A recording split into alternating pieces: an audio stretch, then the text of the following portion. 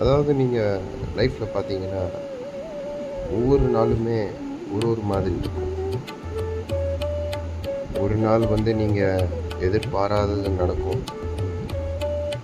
சில நாள் பார்த்தீங்கன்னா நீங்கள் ஒரு விஷயம் நடக்கும்னு எதிர்பார்த்துக்கிட்டே இருப்பீங்க, ஆனால் கடைசி வரைக்கும் ஒரு ரிசல்ட்டே வராது. ஸோ நீங்கள் லைஃப்பை ப்ரெடிக்ட் பண்ணவே முடியாது. அதான் பியூட்டி ஆஃப் லைஃப். எதிர்பாராதது நடக்கும், எதிர்பார்க்க சம்டைம்ஸ் நடக்காமலே போகும். ஆனால்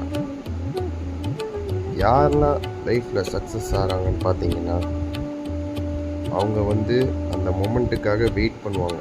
அவங்க பெஸ்ட்டை அது கொடுக்கறதுக்காக அவங்க ரெடியாக இருப்பாங்க.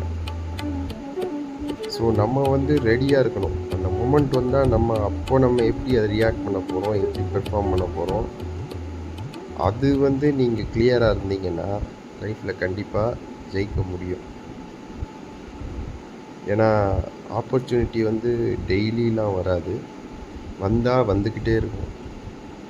ஸோ இதில் ஃபிக்ஸ்டாக இப்படி தான் நடக்கும் அப்படி தான் சொல்ல முடியாது யாருக்கு. ஆனால் எல்லாருக்குமே லைஃப்பில் சக்ஸஸ் ஆகிறது கண்டிப்பாக ஒரு ஆப்பர்ச்சுனிட்டி கண்டிப்பாக வரும்.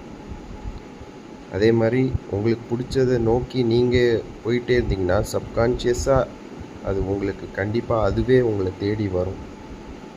இது சீக்ரெட்டுன்னு ஒரு புக்கில் கூட சொல்லியிருக்கு.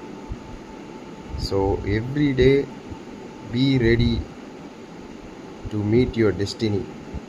அந்த டெஸ்டினி நீங்கள் உருவாக்கிக்கிறதுல தான் இருக்குது. நீங்கள் பெருசாக ட்ரீம் பண்ணிங்கன்னா கண்டிப்பாக அந்த பெரிய ட்ரீமுக்கு நோக்கி நீங்கள் கண்டிப்பாக போவீங்க.